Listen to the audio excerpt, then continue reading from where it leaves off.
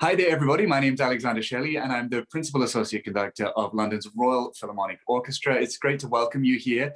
Today, I'm going to be talking to the wonderful pianist, dear friend, both to me and to the orchestra, Peter Jablonski, about a concert that we gave together in 2016 during a series called From Paris to New York, in which we explored the music of really the interwar periods and this blossoming of music connections around the world, the globalization of music, if you will, and how European composers were influenced by music from the States and vice versa. And many of you will have listened to, I hope, the first part of this concert in which Peter interpreted Ravel's Piano Concerto, and we're here to talk to you today, yes, about that, a little bit about our memories, but also about the next installment of the concert, which you can tune into from the 18th of February. So without further ado, I'm thrilled to say hi to Peter for the first time in a long time. Peter Jablonski, lovely to see you. So nice to see you too, Alexander, on the other side of the world. Yeah, so you're speaking from? Sweden, southern, very rural and very snowy Sweden. We had half a meter of snow overnight, so we're snowed in. Fantastic. Well, coincidentally, I'm speaking from a very snowy place too. It's -16 today. I'm in Canada, in Ottawa, in our other home. Normally I'd be in London, but I'm over here with my orchestra, and so yeah, we're united by snow, if you will. How has the last year been for you? My goodness. Well, the same as for most musicians, I suppose. Very strange, but there's been a lot of intimate time with the piano, you know, and time to look into corners of the repertoire that I've been dreaming about for many years and really never had the time to explore, and in a way kind of just falling in love with sitting at the piano and playing to myself and finding new pieces. Lots of new composers that I'm learning and concertos. So it's been... And you've been recording as well. Yes. You've been, I have made a couple of discs, and one of them is coming out on the 5th of March.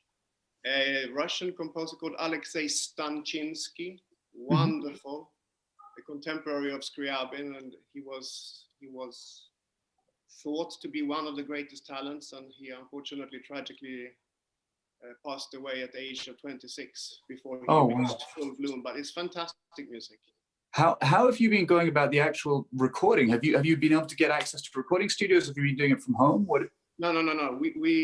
I managed to found a beautiful venue in Malmö, which is just 2 hours away from us, and so that was okay. We were meant to be recording in Italy at first, where we had made recordings, but that was cancelled 2 weeks before we were meant to go. So. You know, I think thinking about our program that we performed in back then in 2016, which seems like decades back now. So strange to revisit like that. I know.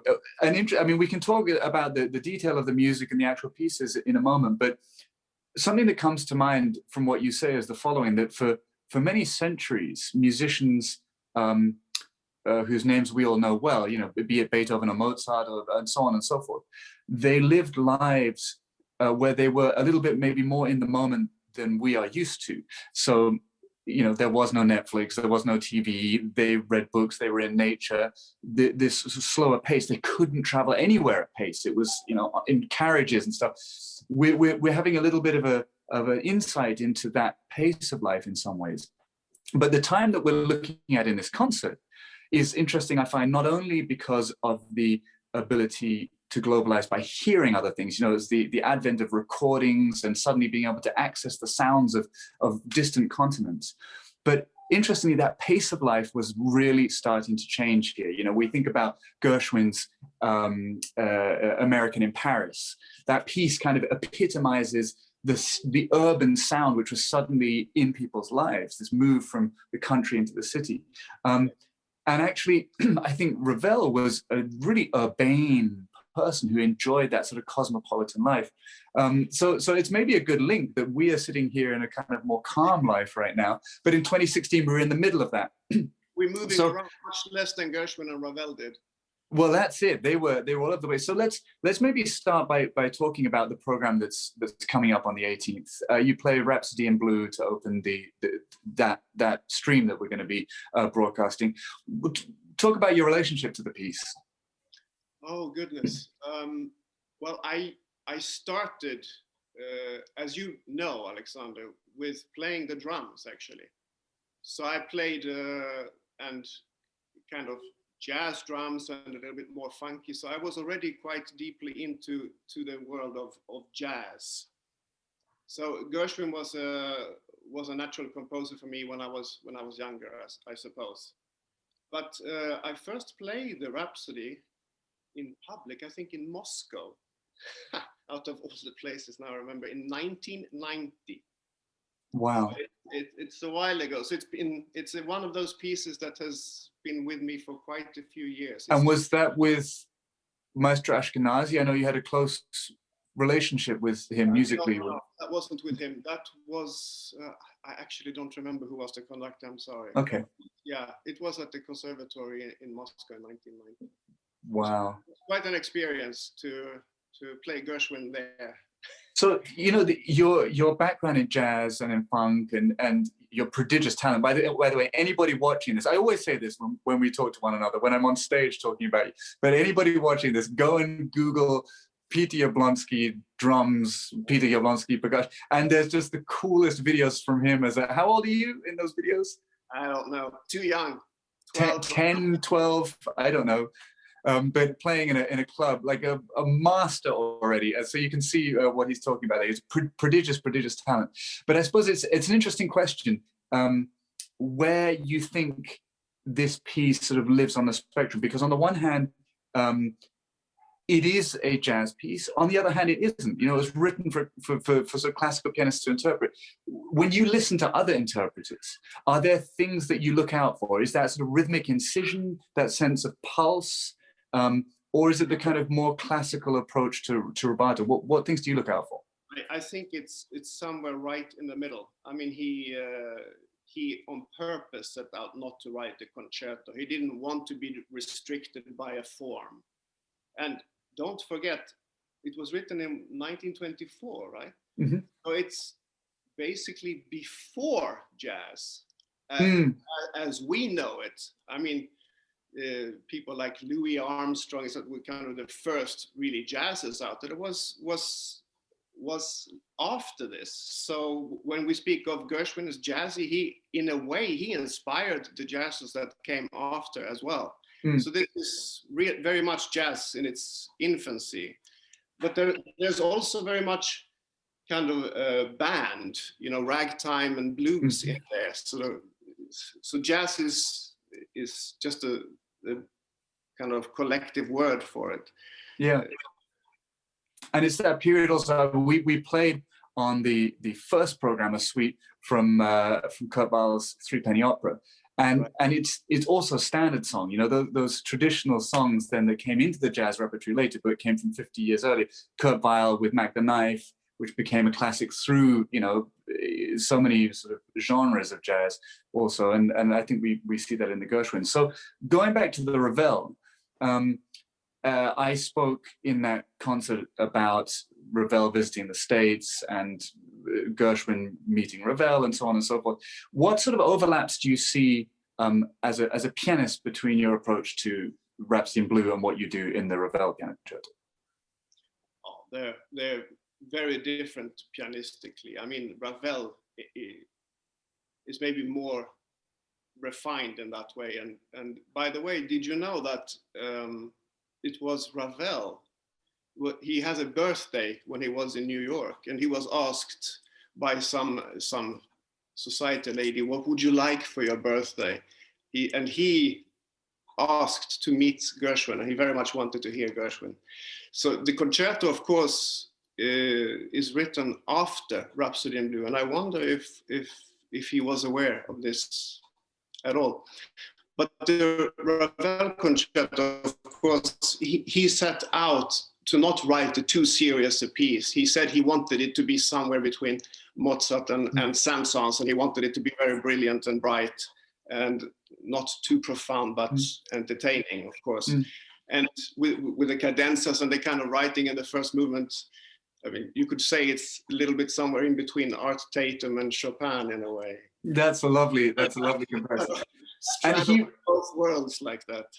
Yeah, and he really achieved it. I think it's why it's such an enduringly popular piece. You know, the length is great. You can really absorb it and enjoy it without it ever becoming. It's the perfect length, and it has everything. It has intimacy, it has beauty, it has rhythm, it has drive.